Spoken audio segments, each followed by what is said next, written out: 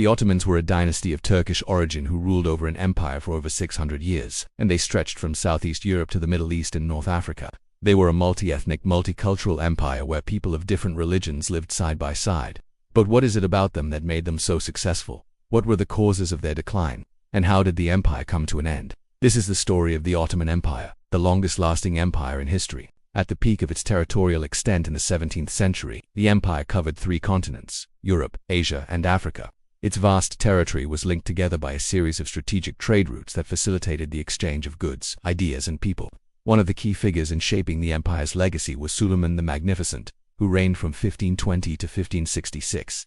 He is considered one of the greatest rulers in history, and his reign marked the zenith of Ottoman power and prosperity. Suleiman's military campaigns expanded the empire's territory into Hungary, Austria, the Middle East, and North Africa. He also introduced important legal and administrative reforms, as well as cultural achievements in art, literature, and architecture. Another important figure was Mehmed II, also known as the Conqueror, who captured Constantinople in 1453 and made it the capital of the Ottoman Empire.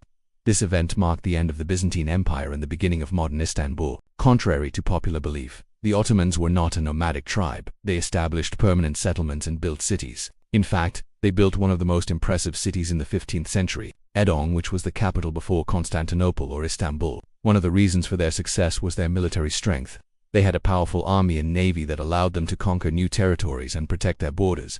For example, the Janissaries were a special elite military force that played a significant role in the empire's victories. The Ottomans also used gunpowder weapons such as cannons and firearms, which gave them an advantage over their enemies.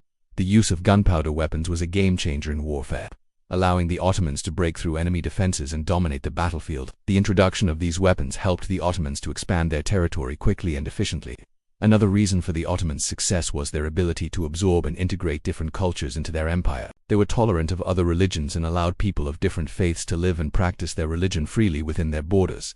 This policy of religious tolerance and cultural exchange contributed to the empire's wealth and prosperity, as well as its reputation as a center of learning and trade. Furthermore, the Ottomans were able to maintain a balance between the different ethnic and religious groups within their empire, preventing any one group from becoming too powerful and threatening the stability of the state. They achieved this balance by employing skilled diplomats and administrators who were able to mediate between the various groups and keep them in check.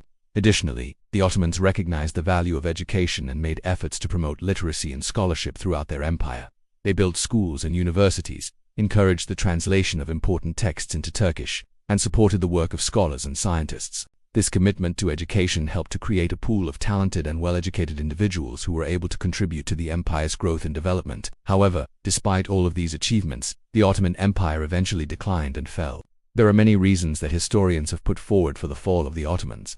Some argue that the empire's territorial expansion was too rapid and overwhelming for them to control. Others point to the inability to adapt to the changing times and the rise of nationalism. Whatever the cause, there is no denying that the empire's military, economic, and political structures gradually deteriorated over time. The empire was rocked by several major events that led to its demise.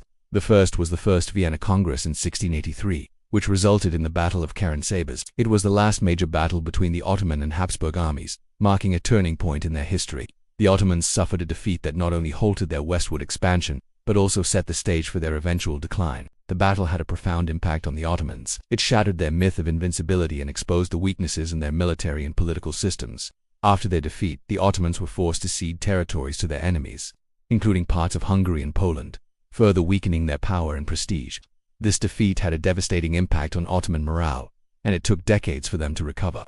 The loss of life and territory was a heavy blow to the empire, and the Ottomans began to lose their dominant position in the region. Furthermore, after World War I, the Ottoman Empire lost control over large portions of its land, and many of its provinces became independent states. This occurred because the Ottomans failed to maintain effective control over their vast territory. The decentralization of authority led to the rise of local rulers who became virtually independent and answerable only to themselves. As a result, the Ottoman government was unable to collect taxes or recruit soldiers from these provinces, weakening the empire's military and financial resources. The empire was already suffering from economic decline, and this situation only made things worse. The inability to generate sufficient revenue led to the empire's inability to fund its military, build infrastructure, or provide for the basic needs of its people. This economic decline caused widespread poverty and discontent, which ultimately contributed to the empire's instability. Moreover, the Ottomans failed to achieve complete social cohesion.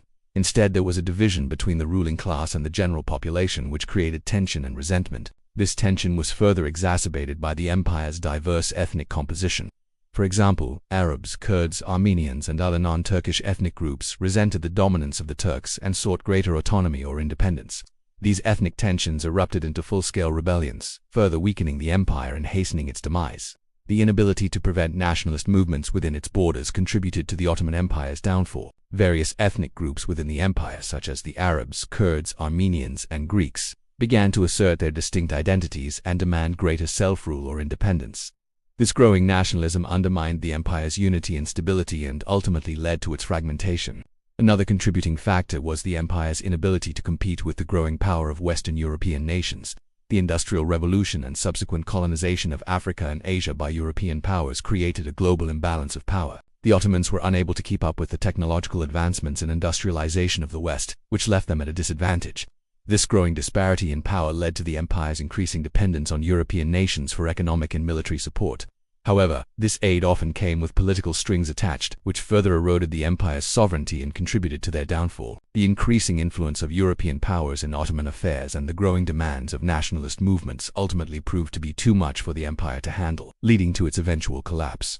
In conclusion, the Ottoman Empire was a complex and multifaceted entity with a rich history that spanned over 6 centuries. Their success can be attributed to a number of factors, including their strong military, religious tolerance, and skilled administration. However, their eventual decline and fall can be attributed to a number of factors, including territorial expansion, the rise of nationalism, economic decline, and the inability to compete with Western powers. Despite their eventual downfall, the Ottoman Empire left behind a lasting legacy that continues to shape the world today. Their contributions to art, culture, and architecture are still admired and studied today, and their history serves as an important reminder of the complexities of empire building and the challenges of maintaining power over vast and diverse territories. Before we wrap up, let's talk about how the Ottoman Empire started. Osman I founded the Ottoman Empire around 1299 in Anatolia. The name Ottoman actually comes from the name of their founder, Osman, which in Arabic is Uthman. So when people started calling the Othmani or dynasty of Osman, it eventually turned into Ottoman anyway. Osman I initially started with just a few thousand followers, but he managed to build up a small state in western Anatolia. Around 1326, he defined the area as an empire, even though at the time it only controlled part of western Anatolia and the surrounding areas. During his rule, the empire grew to encompass most of Anatolia and parts of the Balkans. Osman I also implemented some administrative changes and created a more formal system of governance. He established a central court and appointed officials to collect taxes and administer justice. Despite its humble beginnings, the Ottoman Empire under Osman I laid the foundation for a powerful and long-lasting dynasty that would shape the course of history. And that's a wrap. Thank you for watching. If you enjoyed this video, please give it a thumbs up and share it with your friends. Subscribe to our channel to get notified when we release a new video. Don't forget to follow us on social media for additional content. Thanks for watching. We'll see you next time.